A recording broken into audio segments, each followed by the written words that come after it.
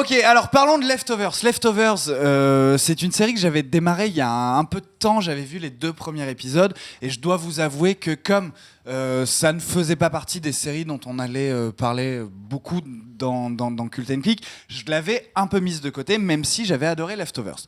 La saison 3 est arrivée.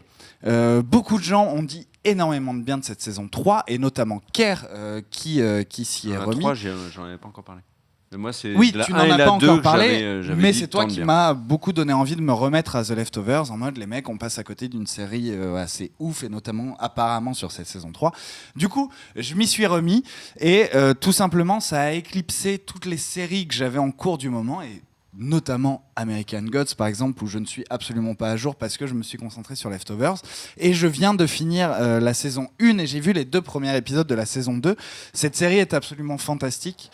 Il y a peu de séries qui m'ont fait autant réfléchir sur plein de sujets, sur la condition humaine, sur la relation entre les gens, sur notre société, sur ce qu'on construit ensemble, La religion, l'amour, sur la religion, sur les sectes, sur la famille, le décès. Complètement, sur qu'est-ce qu'on La fait. Non, pas la malbouffe. Pas la malbouffe, bizarrement. Je tiens notamment à rappeler, avant d'aller plus loin dans Leftovers, que la série s'appelle justement Leftovers, donc en gros, les laissés pour compte, les oubliés. Elle ne s'appelle pas The Departed, par exemple, donc c'est une série où on ne va pas forcément parler des gens qui ont disparu, parce que Leftovers, c'est évidemment, le principe, c'est 2% de la population a disparu à un moment T, qu'est-ce qu'on fait avec ça ? Enfin, voilà. Et c'est vraiment une série qui porte très bien son nom et c'est vraiment sur ces gens-là. Et moi j'avais un problème au début avec Leftovers. Exactement. C'est un prétexte. Moi j'avais peur et notamment quand on m'avait dit, je crois que des gens qui ont fait partie de Lost ont bossé sur Leftovers. Oui, voilà, c'est Damon Lindelof donc. Créateur et showrunner. Et ce dont j'avais peur, c'était Les créateurs de Leftovers sont des anciens showrunners de Lost, pas les créateurs de Lost. Il y a que Damon Lindelof qui était de Lost. C'est lui qui avait fait la fin controversée de Lost. Et là, il a adapté toute la série avec Tom Perrotta, l'auteur du livre, et notamment Mimi Leder, qui était une des productrices en chef de Urgence, et qui est la réalisatrice de Deep Impact, et c'est elle qui a réalisé le dernier épisode de la série. Et du coup, ce qui me faisait très peur, c'était de me dire « Ah, on n'aura jamais la vraie raison des mecs qui ont disparu. » Mais en fait, quand tu avances dans cette saison 1, tu te rends compte que les gens qui ont disparu, pas qu'on s'en fout, mais la raison pour laquelle ils ont disparu, on s'en bat les couilles. Enfin, vraiment complètement. Ce qui est intéressant, c'est comment les restants, donc les 98% d'autres personnes qui sont restées, réagissent. Et je trouve que Leftovers nous explique ça, enfin nous montre en tout cas ces gens démunis et qui font face à ce problème d'une manière absolument remarquable. La narration, je l'aime beaucoup, ces espèces de... Alors, ça, c'est surtout dans la saison 2, mais dans la saison 1, au début de la saison, tu crois que tu vas rester sur Kevin Garvey, parce que le héros principal, et au final, au milieu de la saison, ils te surprennent en s'attachant à un personnage par épisode, parfois, puis en revenant. Je trouve voilà, que Leftovers est construit, alors je sais pas qui est le showrunner, mais j'ai envie de lui dire bravo. Damon Lindelof. Oui, tu l'as dit. C'est ça. Et j'ai envie de lui dire bravo, voilà, moi Leftovers, génial, j'en suis à l'épisode 2 de la saison 2. J'ai un peu de mal avec cette saison 2 pour l'instant. Du coup, là, je prends le relais. Alors, la saison 2, beaucoup de gens qui ont vu tout Leftovers l'estiment comme la meilleure. Bon, je n'ai pas trop de retours sur la saison 3 comparé à la saison 2. Mais ce qui me dérange, c'est justement la narration. Là où je fais bravo à la saison 1 sur sa narration, c'est ce qui me dérange pour l'instant dans sa saison 2, cette espèce de... On est très loin dans le temps. Et à l'épisode d'après, en fait, hop, on va t'expliquer comment on est arrivé à ce très loin dans le temps. Moi, ça, j'ai beaucoup aimé, mais après, il faut laisser à la saison 2 le temps de s'installer. La saison 3, moi, je l'ai terminée. La saison 3, qui avait des critiques presse absolument dithyrambiques. Et la presse, alors c'est là où HBO a été très fort, c'est qu'ils ont envoyé les 7 premiers épisodes, mais ils n'ont pas envoyé le dernier. Et alors là, ça veut tout dire, parce que tu te doutais bien que le 8, ça allait être une bombe atomique. Et en effet, c'est le cas. C'est dommage qu'il faille attendre le 8 pour que ce soit une bombe atomique, par contre. J'ai pas vu la saison 3. Non, je parle de cet épisode. La saison 3 est très bien. La saison 3, elle est différente des 2 premières. Chaque saison, on peut leur donner un thème très particulier. Je vais pas le dire parce que j'ai pas envie de vous gâcher la série. Mais dans cette saison 3, j'ai eu beaucoup de mal à entrer dans chaque épisode. Chaque épisode a été j'ai pas envie de dire une épreuve, mais il y avait beaucoup d'aspects de chaque épisode qui étaient rageants, d'autres qui étaient très réussis, mais vraiment, t'étais dans la frustration. Tu disais parfois, ah là, je m'ennuie un petit peu, etc. Mais dans chaque épisode, et c'est là où c'est incroyable, et je m'en suis rendu compte en préparant l'émission, c'est en réfléchissant, tu vois, sur la série, c'est que je me suis dit, qu'est-ce qui t'a marqué dans cette saison ? Et ben en fait, il y a une scène dans chaque épisode qui est juste incroyable. Et très souvent d'ailleurs, et c'est là où Leftovers et c'est des épisodes assez longs, en plus, c'est 1h50 à 1h, ouais. Là où c'est extraordinaire, c'est que tu as des séries qui vont te marquer parce qu'elles vont te montrer. Tu as une scène de fou dans Game of Thrones, etc.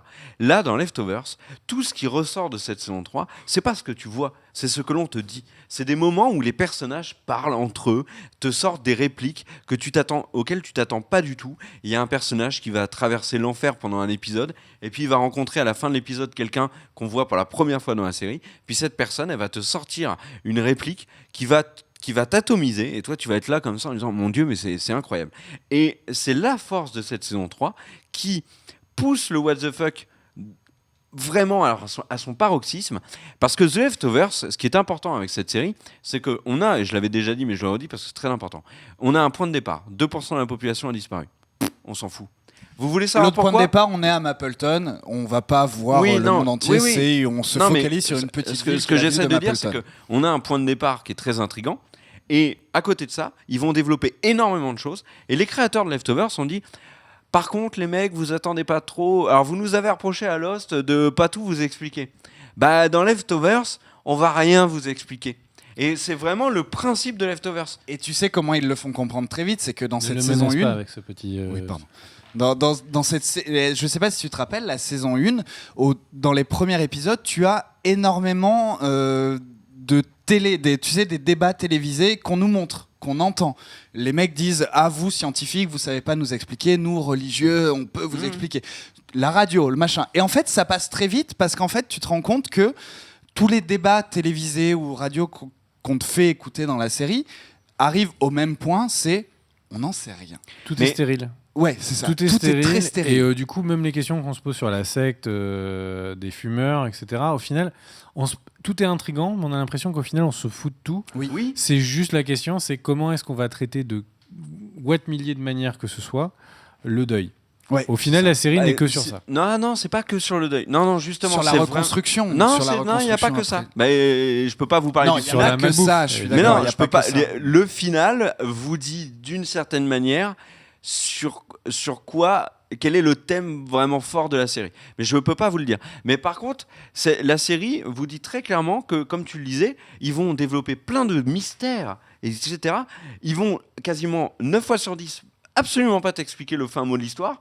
Par contre, tu vas t'en moquer complètement parce que la manière dont ils vont développer ce mystère, la manière dont ils vont accompagner les personnages face à ce mystère-là, c'est juste exceptionnel dans la mise en scène, dans l'interprétation. La musique de Max Richter, elle est exceptionnelle. La BO, vraiment, c'est un truc de est ouf. Folle. Sauf, dernier épisode de la saison 1, ils ont fait une reprise de Metallica, Nothing Else Matters, qui est absolument à gerber. Moi, je l'ai pas trouvé si nul que ça. Voilà, il y a juste ça dans la BO. Et il y a une réplique à la fin de la saison 2, je peux vous la dire, j'avais déjà dit la dernière fois, elle spoil pas. Il y a le héros, il dit je comprends absolument rien de ce qui se passe, mais j'en ai rien à faire. Et en fait, cette réplique-là du héros, donc de Kevin, elle te parle à toi directement. Tu viens de te manger une saison 2 remarquable, et là, tu te fais cette remarque de je comprends rien, en effet. Vraiment, je comprends rien. Et la saison 3, c'est un petit peu pareil. Ils développent plein de choses, ils apportent très peu de réponses et et au final tu t'en moques complètement. Et alors ce qui moi me faisait peur, c'était le final. Le final, je ne vais pas vous dire de quoi il parle, etc. Juste vous dire que c'est dans les faits, pour moi, un des finals de série les plus réussis de toutes les séries que j'ai vues. Le final est parfait, il est sobre, il est incroyablement interprété. Alors je vous dis pas par qui.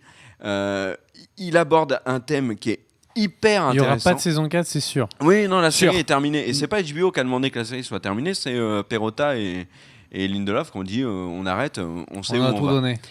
Mais cette scène cet épisode a des scènes qui sont bluffantes, qui vont vraiment marquer les esprits. Et j'ai juste cité, je crois que c'est Entertainment Weekly, qui après la diffusion de l'épisode, a fait un tweet du genre... ce final de The Leftovers restera en nous à tout jamais. Mais en fait, les critiques sont...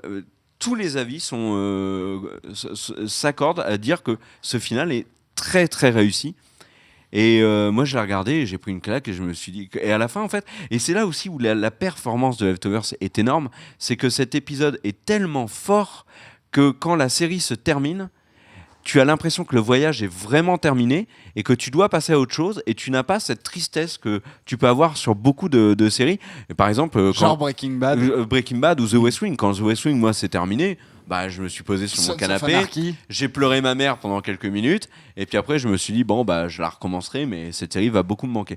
The Leftovers, je ne sais pas si elle va me manquer parce que le voyage est vrai. Alors, je parle pas du contenu, donc je ne spoil pas. Pour moi, le voyage de Leftovers, c'est vraiment terminé. On a fait le tour de cette série, un tour incroyable. Et vraiment chapeau quoi. Chapeau à Justine Theroux, Kevin Garvey. Chapeau à Carrie Coon, l'actrice Carrie Coon. Elle est extraordinaire. Je pense que Nora Durst est peut-être un des meilleurs personnages de série que j'ai vu ever quoi. Et puis en dehors du personnage, l'interprétation de Carrie Coon est formidable. Mais quelle actrice elle. Mais Carrie Coon est exceptionnelle. Ouais. Et vraiment, la seule chose que je peux vous dire sur The Leftovers, c'est que si vous savez, vous engagez dans Leftovers en sachant que vous allez voir plein de trucs what the fuck, pas savoir ce que c'est, mais juste faire un voyage avec cette série qui est extraordinaire, mais foncez dessus. Après, The Leftovers, c'est un monument de la télévision, mais vraiment. Après, il faut quand même accepter d'aimer une série qui est particulièrement lente, qui ne répondra à rien, etc. Moi, qui ai vraiment trouvé les premiers épisodes magnifiques, j'ai juste oublié de regarder la suite. Oui, mais il faut que tu... Vraiment, la fin de la première saison, vous savez, c'est quand ils retrouvent le Black parce qu'ils sont en train de protéger la petite Asiate. Oui. Bon. J'en suis là. J'ai juste zappé la série. Je me suis dit, ok, ça commence à devenir chelou, ça commence à devenir Damian qui va pas nous répondre à rien du tout et qui est encore en train d'ouvrir des portes. Du coup, voilà, c'est très très bonne série, mais je peux comprendre que... En fait, elle est très humaine comme série. Elle est effectivement, ce que tu racontes, je te rejoins. Mais en fait, quand je me pose la question de tiens, je ferais quoi dans ce cas-là, en fait, je ferais un peu la même chose que la série, c'est-à-dire que oui, tu cherches des réponses machin, mais en fait, ces énigmes-là, tu les laisses très vite tomber parce qu'il y a d'autres énigmes qui arrivent, et au final, tu t'en fous d'avoir la réponse à ces énigmes-là, et c'est ce que je trouve de très bien dans The Leftovers, c'est ce côté très humain, quoi. Je trouve qu'ils ont réussi, et c'est comment dire. On se pose pas cette question, mais évidemment la série te fait poser cette question. Tiens, moi, comment, en tant que mec qui soit resté, imaginons, j'ai ma copine qui disparaît comme ça du jour au lendemain, comment j'aurais réagi ? On part souvent du principe qu'il y aurait qu'une seule bonne manière de réagir. Mais ce que te montre la série aussi, c'est une personne va réagir comme ça, une autre va réagir d'une autre manière, et en fait, personne n'a raison, mais aussi personne n'a tort. Et c'est ce qui, à mon avis, tu as dû ressentir dans cette saison 1, c'est que oui, effectivement, c'est un truc que tu oublies, mais juste parce que c'est humain, c'est juste, voilà, et c'est bravo à cette série pour avoir réussi à montrer ça. Ouais, et pour moi, c'est meilleure fin de série ever avec The Shield, Breaking Bad. Enfin, c'est vraiment du très très lourd, quoi. Et j'avais très peur du final. Je me suis dit, il faut surtout pas qu'il se loupe sur le final, parce que la saison 3 est un peu chelou, et il fallait vraiment pas qu'il se loupe sur ce final. Mais c'est presque le meilleur épisode de la série. Des gens parlent de The OA, je trouve que... Non, c'est de Oz. Mais pourquoi il a mis The d'abord ? Non, mais il s'est trompé, c'est Oz. Oh, je croyais qu'il avait fait une faute de frappe. La fin de Oz te met pas de baffe, parce qu'en fait, ils l'ont annulé au dernier moment. Sur un clavier, le Z est quand même très proche du A, ouais. Alors que le The est pas du tout proche de l'espace. Ouais.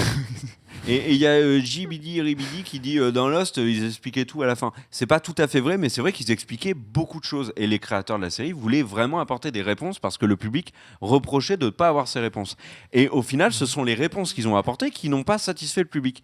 Et surtout qu'ils avaient annoncé la saison précédente que ce n'était pas ça, que personne n'avait trouvé. Oui. Et vous inquiétez pas, on va trouver quelque chose de plus sympa.